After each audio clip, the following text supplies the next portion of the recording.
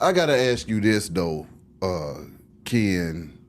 When Rico Wade passed, how did that impact you, man? That was, man, I ain't gonna, boy, my mama called me. Yeah. I was sitting on the bed. My mom called me. She said, Ken, you know Rico died. And it was early in the morning. I was like, because you know I ain't on social media. Yeah, exactly. I was like, what? So, yeah, but that one was, it was rough. It was rough because, like, we just had a real big brother, little brother relationship. Yeah. You know what I mean? Like, all the stuff I used to do, I used to get on everybody's nerves. That's why I got it from Reid. That's why I watch it. Like, Reid used to walk in there with his shoulders back, chest out, saying what's on his mind. I got all that shit from him. You know what I mean? And, you know, the crazy part is, like, he was just like big brother to me, man. Like, so it was like, and we had a strange, we had no strange relationship. We had a relationship where it's like, you know how they used to say, hey man, two grown folk can't stay in the same house. Yeah. So we had the big personalities, big ego, charisma, all that stuff. So in the same place, boy, that thing was just a lot. You know what I mean? So, but the crazy part is, man, as confident as I am, as the belief that I have in myself is ridiculous. With all that, there's nobody else in the world, nobody. He's the only dude ever in my life that I've always looked for constant validation from. You know what I mean? What was it about Rico that gave him that vision for everybody to want to be a part of it or to? What was it that he had that just ain't nobody have? Let me tell you something, dog. There's not one person in Atlanta, more Atlanta than Rico Wade. I swear to you, boy. Fact. Let me tell you something. Reid was about Atlanta. His whole purpose, his whole movement was, we getting ready to let the world know what Atlanta is. Yeah. Like who Atlanta is, who we are, what we do. That was his sole purpose. He didn't play about nothing else. That was his goal. Like, there was nobody else that serious about the world about to know this Atlanta thing. If we didn't get a Rico Wade, what do you think would have happened in Atlanta? We'd probably still be sounding like we from New York. Because you got to think. Do you think we would have got to the point to where it would have became a hip-hop mecca, or do you think the music would have ever even touched the map? So let me say this. Jermaine was killing first. That's right. Dallas was killing. That's right. Kevin Wells was killing. Yeah. I don't take nothing, not one thing from not one of them. That's right. Not one of them. Everybody did their thing and still doing it. But Reid brought a sense of pride for Atlanta. Yeah. And for the way we live, the way we talk, the way we move, the way we do what we do. Yeah. He literally made everybody feel like, in the circle, like from the beginning, he made everybody say, hey man, well, we ain't switching up nothing. Yeah. This what we doing. And he brought that shit to life. Yeah. Where everybody bought, think about it, man, listen. Think about this. Before Outkast, before that, all we listened to was New York and LA hip hop. That's right. Like for real, Das Effects, Souls of Mischief, all that stuff. Like that's what we rock to. Me and CeeLo used to ride around listening to it all day long. Yeah. Tribe Called Quest, like all of that. That's what we were on, right? Yeah. And you got to think back then, the Atlanta music we had was the booty shake party. Yeah. The party music, right? Which was our thing. Wasn't nothing wrong with that. Hey, boy, we used to go crazy on that thing, bro.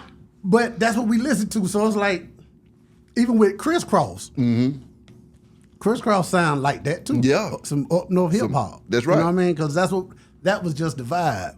So for Reid to come in and everybody be like, hey man, this what we doing. Ooh. Because even some of the songs before then were like more hip hop sounding. Yeah. On the Outkast sound before it really got to where it was. Yeah.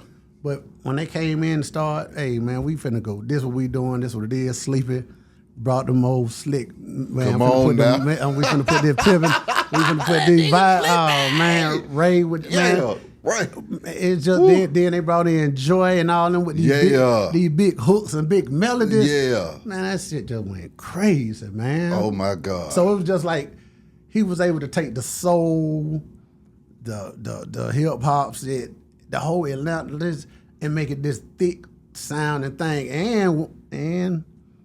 And I got to give it up to that boy LA too, cause LA, yes, sir. LA Reid definitely was like, hey man, take that out, put that in. Let me show you how to do this. Hey man, where the melodies at? What is that? So he definitely helped mold the actual sound too, throwing some game out there. Like, hey man, put some melody in that thing. All them drums and crazy sounds, man. Folk want to hear melodies, you know what I mean? Yeah. And that's what it turned into. But for that man just to have that vision, like he wasn't scared. Like he saw it. Yeah. He saw it, man. And it's just, that's why I always rock with him so hard. And you know what I mean? Because he just, and as much as I talk, you know, when he talked, I listened. Yeah. You know what I mean? Because I knew I had my vision. I could see I got it too. Yeah. But when he talked, man, no matter what, I still listen to him, man. He was that guy. He was that guy, man. On your podcast, man, one of my favorite podcasts ever, because I didn't watch that episode probably about a good 5 times, okay? Being a fan of both of y'all in there talking shit. It was one of my, I know Kid is going to be on his shit. Let me see how Rico going to deal with Kid on his shit on this podcast. Excellent. Y'all had a great conversation that you said it took y'all 30 years to have. Man, about 20, yeah. Come on. What was it like being able to have that conversation with him? And also, after we discussed that, what the hell's going on with the podcast, sir? No, look. So this is why Reid the best, right? This is why he the best. Because we hadn't talked about it. People didn't even really understand. You know, the funny part, a lot of people didn't even know in Atlanta what I really do. They just thought I was just loud and running around crazy and with the attic. Acting a fool. But they didn't really understand the relationship. So Reid knew I wanted to talk about all the old shit that we never talked about. But he's such a champ that he came just for me to get it off. You see what I'm saying? Yeah. And he knew where it was gonna go. But that's just how silent he was. Like he was like, man, let me go down here and let my little brother get this shit off. Because I know that's what he wanted to do. Yeah. And talk about it. That's why he sat there like that. Man, we cut out probably about an hour and a half of the interview. What? Yeah, because it got crazy. Yeah, y'all crazy as hell. Oh my God. Yeah, we were drinking, talking crazy. Oh yeah. Oh my God. Yeah, it got real crazy, but it was just so much love and respect. Yeah, there. You know what I mean? That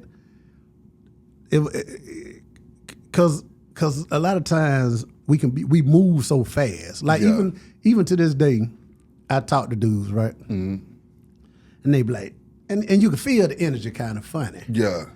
And then eventually they'll say something like, boy, I remember one time you said this to me. I'm like, what'd I say to you? Yeah. Man, you told me to get out the studio playing of this, that, and that. Now, I meant what I said. Yeah. Now, how I said it, where I took it, whatever, but I don't remember none of that because I was just moving. Shit was moving. We were building. We were going. We were boom, boom, boom, boom. So when you don't even really have time to really think or remember that kind of shit, right? Exactly. So even a lot of time when I talk to people, and they like even some chicks I talk to now that we kind of grew up with, they be like, boy, you used to be so mean. Yeah. I'm like, what you mean? What I used to do to you? Man, we be in the studio. You be telling us to get out the studio. I'm like, yeah. Get the hell out.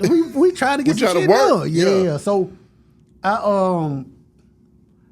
it's just, you get to moving and grooving, man, and you ain't really paying attention, and time flying, and and especially when you want it so bad, and you got a vision, you got this goal, you got this drive, you got all this energy, and you just you got to go get it, and so I knew that's the place he was in, and I was in, so it was just like the conversations and just us linking up just always missed. Yeah. You know what I mean? And a lot of times, but the cool part is like no matter what,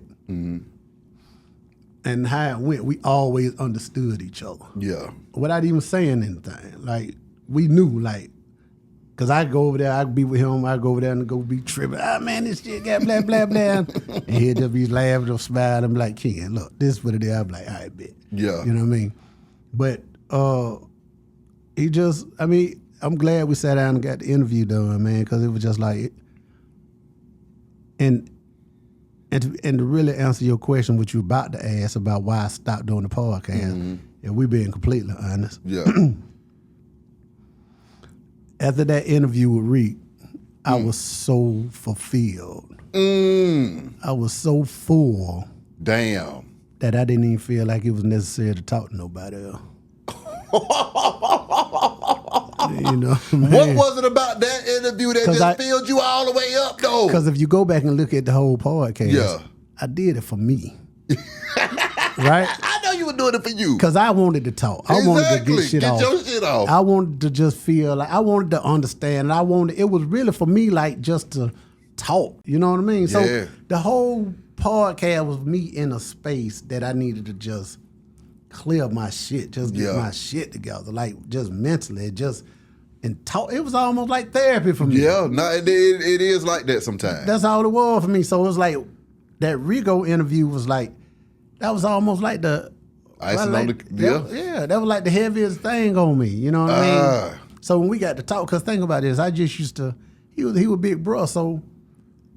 And I knew, I knew I know he knew I was dope. Yeah. But I was just, with the big bro, little bro thing where he like, hey man, you don't see me, you don't see me out here killing. Yeah. And he see me, just like on some real big bro, little bro, but he ain't gonna tell you. He just exactly. Like, but by himself, he be like, oh yeah, that nigga be getting on my nerve. But that nigga going crazy. So it was just like, it was that thing, because you got to think, when we went to the dungeon, like, I learned everything watching him. Yeah. Watching how he dealt with folk, how he did this, how he did that, how he did well, look here, let me tell you something. So I got all the confidence, all the brash talk, all this I got from him, right? Yeah. Walking in the room, bam, bam. And I took off and I just went with it, going, right? Walking in the room, blah. Yeah. So he ain't never tell me he changed the playbook on me. Yeah. Ricky ain't tell me, baby. Yeah. He ain't tell me he grew up and started like relaxing. He switched it up. Yeah. I'm still out there running them same old plays like the Falcons at full the county stadium. Getting on folk nerves, walking in the door, we ain't doing shit. That ain't in the game no more. That ain't what's happening. Like everybody done grew up. I'm still out here kicking down doors, right? Oh man. And it was funny. I'd never get this time, man. I went to go, cuz. I had, I used to have my goddamn, my Rico Wade playbook. Yeah. You know what I mean? Like, hey, one time we were at the house, I'll never forget. Sean Paul and Jay Ball, they were mad. Cause shit wasn't going right up at LaFace. Yeah. So I'm like, oh shit ain't right. I gotta go talk to LA. Boys ain't happy. You know what I mean? Yeah, my Rico Wade playbook out. I'm run that 42 wham to the right. Yeah. Break, nigga, let go. Yeah. Why I get up to LaFace. Yeah, where LA at? Yeah, we're gonna talk. LA come, hey kid, what's up? What's going on? Hey, sit down. Hey, so what's going on? Hey man, the boys ain't happy. Whew. That nigga say, so what's going on? I say, hey man, I ain't happy, man. What about LA say? Well, shoot, bloop, bleep, blap, blap, man, got them, blam, blam, blam, blam, running all it. Then I just remember the nigga said, so kid, yeah, so we good? And I'm like, yeah, hell yeah, we straight. Appreciate you, baby. Yeah, we good. But I get back to the house, walk in, Jay Wolf say, hey man, you talk to him, what'd he say? I said, oh yeah, man, we good, but it's on. Sean Paul say, what'd he say, cuz? I said, yeah, man, he said, shit, cuz, he ain't say nothing. I said, hold up. I said, Sean, that nigga good. That nigga didn't even say nothing. I thought he was talking the whole time. Yeah. Hey, look. Cuz I said, come on, kid. I said, hey, my nigga, I'm just outmatched, but that nigga good. Oh, he was good. I said, Sean, that nigga was good, man. I would. Hey, look, I was out my league, boy. I was out my league. I was out there playing up on that one. Yeah. But it was just funny because I went in there thinking I was finna be on my Rico wave. Yeah. And boy, that nigga was just too smooth. But that nigga killed me. Oh my God. I was like, Lord, but this whole nother playing, boy, this nigga hell. But it was that kind of stuff, man. It was just like, but anyway, so after that, it was just learning from him, man, all the time. Learning, just watching them when we were coming up. Yeah. And just moving the ground, man. And then, you know, but you know, like I said, I ain't having a playbook. But Reid, I'm gonna tell you, man, hey man, I got the playbook now, baby. I got it now. I listen to you. I got it. I got it, cause he changed and got smooth, man, and so that's why I got on his nerves sometimes, cause I was still with that. Hey, you know, I mean, they get it done, and it was for the team, and it was for the right reasons. Yeah. But the delivery and the energy was just all wrong. But you know what I mean. But it was sincere. You know what I mean. I just didn't know how to deliver the message in a way that didn't feel so, you know, so strong. I feel that. I mean,